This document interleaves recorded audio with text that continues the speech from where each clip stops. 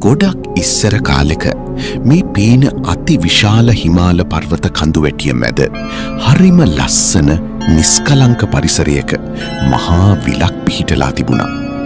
ඒක හරියට සීතල හදවතක් වගේ. මේ ලස්සන විලට මිනිස්සු කිව්වේ චද්දන්ත විල කියලා.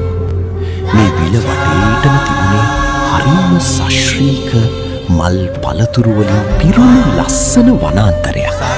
මේ විල අයිනේ අහසින් ගමන් කරන්න පුළුවන් තරම් පුදුමාකාර බලයක්. ඒ කියන්නේ 이르දි බලයක් තියෙන දැවැන්ත ඇතුන් 8000ක් විතර එකට ජීවත් වුණා.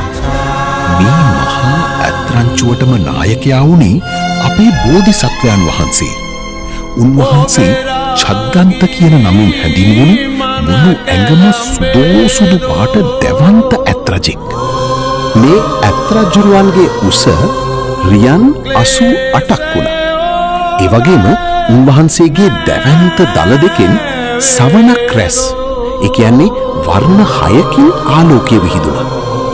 මේ තීජාන්විත බෝසත් ඇත්රජුරුවන්ට චූල සුභද්‍රා සහ මහා සුභද්‍රා කියලා හරිම ලස්සන අගමෙහිසි ඇතින්නියන් දෙන්නෙක්ගේ ආදරය සහ උපස්ථාන නොඅඩුව ලැබුණා.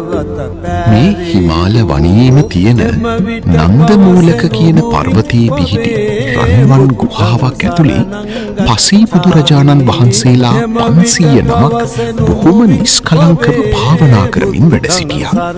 අපේ බෝසත් ඇත්රජුරුවෝ හැමදාම මේ පසේ බුදුරජාණන් වහන්සේලාට බොහෝම භක්තියෙන් ආදර ගෞරවයෙන් මල් පළතුරු ගෙනත් දීලා උපස්ථාන කරන්න අමතක කළේ නැහැ. දවසක් මේ ඇත්රජුරුවෝ තමන්ගේ ඇත්රංචුවත් එක්ක වනයේ ඇවිදින්න ගියා.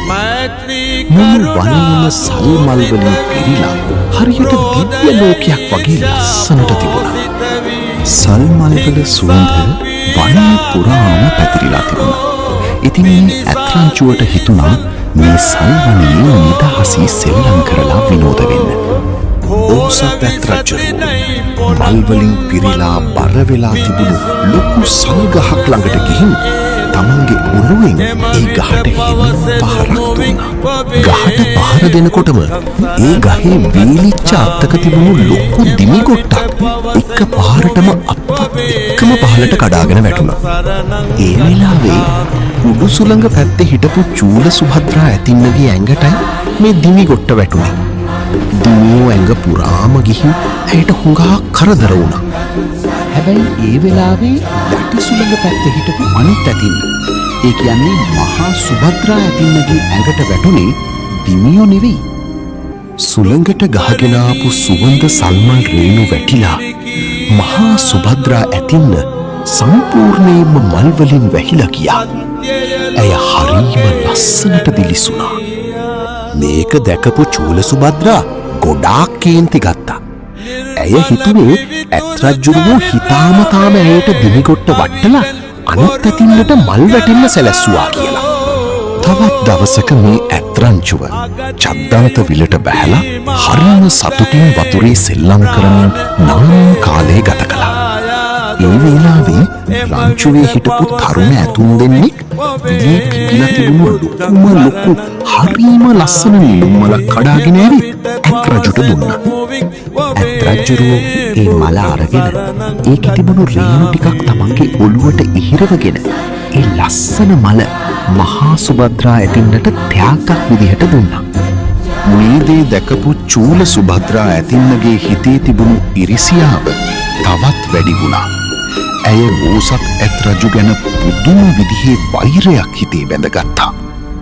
දවස් කිහිපයකට පස්සේ බෝසත් ඇත්රජුරුවෝ ඇතුළු පිරිස වනයෙන් ලස්සන පළතුරු නෙළුම් අල එකතු කරලා පසේ බුදුරජාණන් වහන්සේලාට දානයක් ලෑස්ති කළා. චූල සුභද්‍රා ඇතින්නත් තමන්ගේ කොටසින් දානය පූජා කරලා හිතේ තියෙන වෛරය නිසාම අතිශය භයානක නපුරු ප්‍රාර්ථනාවක් කළා. මේ පිනේ බලයෙන් මම ඊළඟ ආත්මේ බරණැස් රජුරුවන්ගේ අගමෙහිසිය වෙලා ඉපදෙන්න ඕනේ. රජතුමා මට ගොඩාක් ආදරය කරන්න ඕනේ. ඊට පස්සේ වැද්දෙක්ව යවලා විෂපෙවූ හීයකින් විදලා මේ ඇත්රජාව මරවන්න මට ශක්තිය ලැබෙන්න ඕනේ. ඒ විතරක් නෙවෙයි මේ ඇත් රජාගේ වර්ණ 6ක් විහිදෙන දල දෙක කපාගෙන ඇවිත් මගේ අතටම ලබා ගන්න මට පුළුවන් වෙන්න ඕනේ. මේ නපුරු ප්‍රාර්ථනාව කළාට පස්සේ ඇය කෑම බීම ගැනීම සම්පූර්ණයෙන්ම නතර කළා. හිතේ තියෙන වෛරය නිසාම ඇය ටික දවසකින් මිය ගියා. ඇය ප්‍රාර්ථනා කරපු විදිහටම ඊළඟ ආත්මයේ මදුරාජ කුලේ ඉපදිලා ලස්සන තරුණියක් වෙලා බරණස් රජුරුවන්ගේ අගමහිසිය බවට පත් වුණා.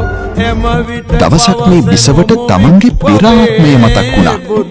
ඇත් රජු ගැන මහා සුභද්‍රා ගැන මතක් වෙද්දී ඇගේ වෛරය ආයෙත් අලුත් වුණා. පලිගන්න හිතාගෙන ඇය උපායක් යෙදුවා.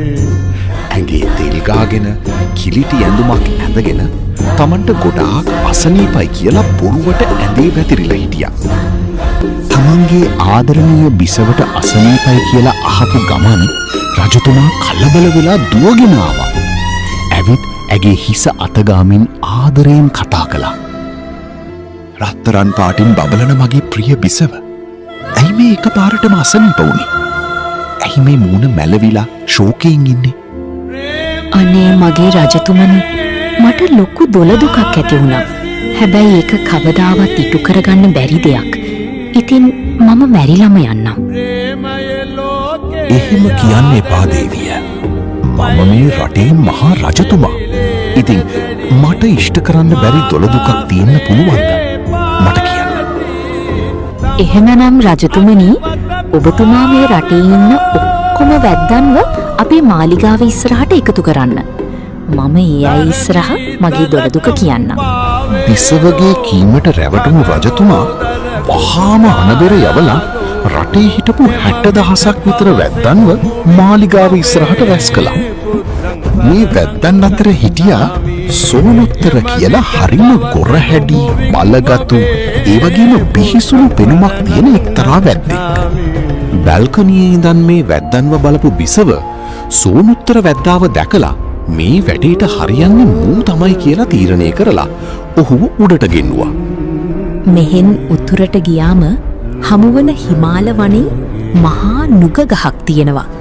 ඒ පාමුල සුදු ඇත් රජෙක් ඉන්නවා. නුඹ ඔහුව හොයාගෙන යන්න ඕනේ.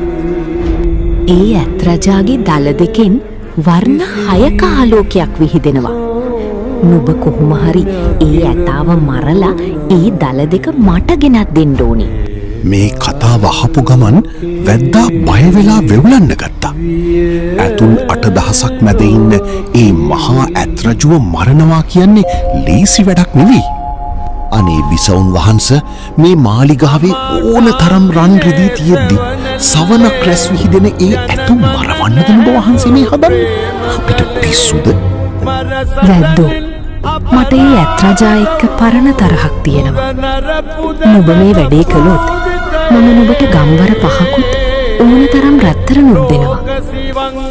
රත්තරන් වලට කෑදර කමේ වැද්දා මේ වැඩේට කැමති වුණා.